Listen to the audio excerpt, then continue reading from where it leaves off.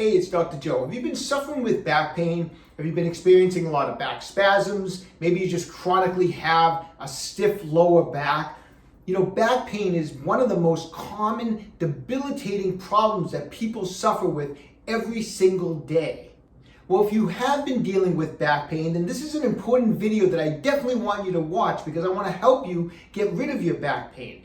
We're going to go over today a common area of the back that causes back pain that often gets actually overlooked, and it has to do with what's known as the thoracolumbar fascia. Now, this is something super important, so I'm going to take a minute or so to just go over the anatomy of the thoracolumbar fascia. The thoracolumbar fascia is a large diamond-shaped sheet of connective tissue in the lower back. It plays a vital role in supporting the spine, transmitting forces, and facilitating movement. It helps maintain spinal alignment as well as transferring forces generated in the limbs and core to the spine and vice versa. The thoracolumbar fascia is also an attachment site for some of the body's largest muscles, such as the latissimus dorsi, the trapezius, and the gluteus maximus. The fascia contains large amounts of nerve endings that help with the body's awareness of its position and movement. This is known as proprioception.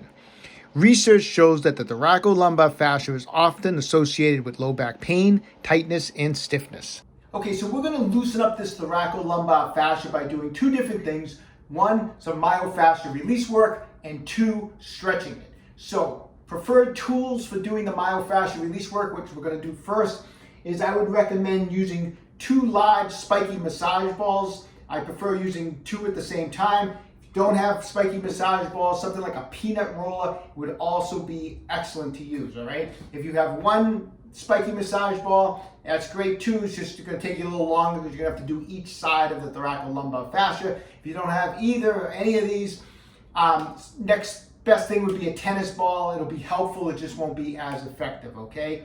So let's get to it. Okay, so I'm going to start on my back. I have my knees bent up. I'm going to be using two spiky massage balls. Now I should mention, you know, if any of these techniques doesn't feel good on your back, if it's aggravating it, then simply just don't do them. Talk to your doctor or your therapist.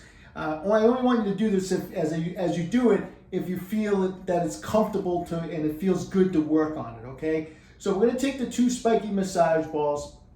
I'm going to put them kind of in the lower thoracic area, okay? So they should be around that lower thoracic area, around T10, T11 or so, about like that, okay? So I'm resting down. Now, if this position alone feels like this impression, you can use your legs to kind of gauge some of your pressure down on the balls.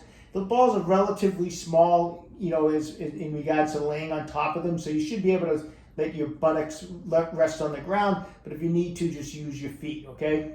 So from this position, we're going to start by doing some just wiggling like side to side on those massage balls for about 30 seconds and let them kind of dig into that tissue a little bit. After 30 seconds, slightly go up and down for another 30 seconds, just like that.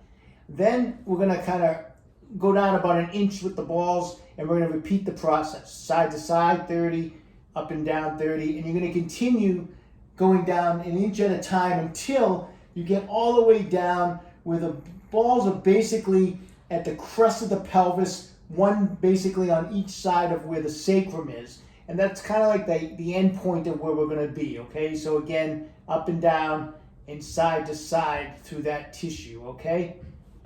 Then I want you to go back up again and just go a little bit wider with the massage balls, okay? So we're on each side of the spine. I'm just going half an inch or so wider with the massage balls. I'm going to repeat that whole process again of 30 seconds up and down, 30 seconds side to side, and we're going to work the massage balls all the way down, okay?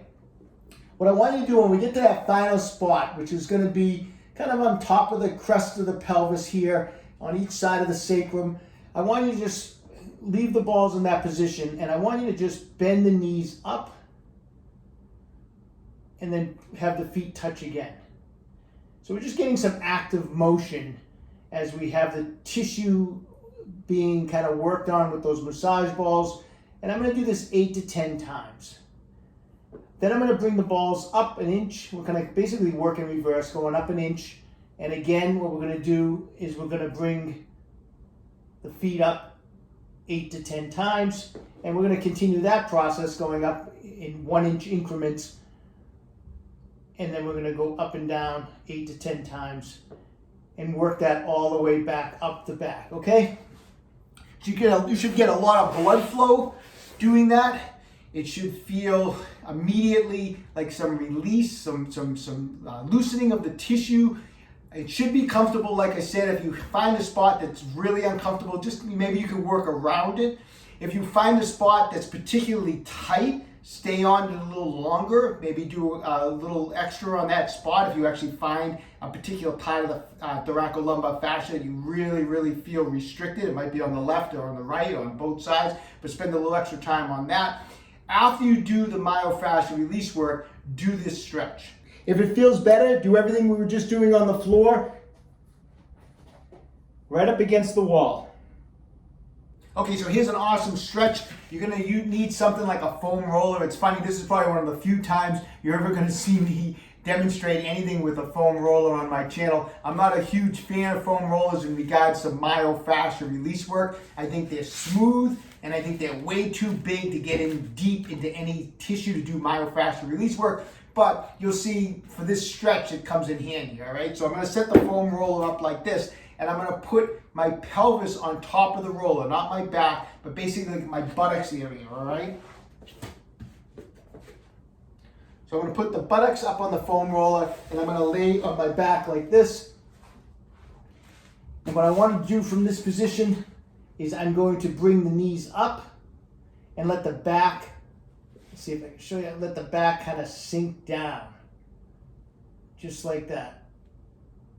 So let the back sink down into the ground, and you should feel a nice stretch all across that thoracolumbar fascia. When you get to the point where you feel like you're at the peak of that stretch, I want you to hold it for 30 seconds. And after 30 seconds, we're just simply going to come back to a resting position here, give it a few seconds, and then again, drop the knees down, drop the back towards the floor, feel that awesome stretch in that thoracolumbar fascia, and again, hold it for 30 seconds. And I want you to do this awesome stretch 3 times. Okay, so get working those techniques. You know, remember, progress, not perfection. If your thoracolumbar fascia has been locked up and restricted for months or probably even years sometimes, you know, 1 or 2 sessions is not going to make it 100%. So be patient, a little at a time, work it every day. You should start noticing improvement. Give it a little time, 6 to 8 weeks. Should notice a huge improvement. But anyways, take control of your own health, stay young, and train hard.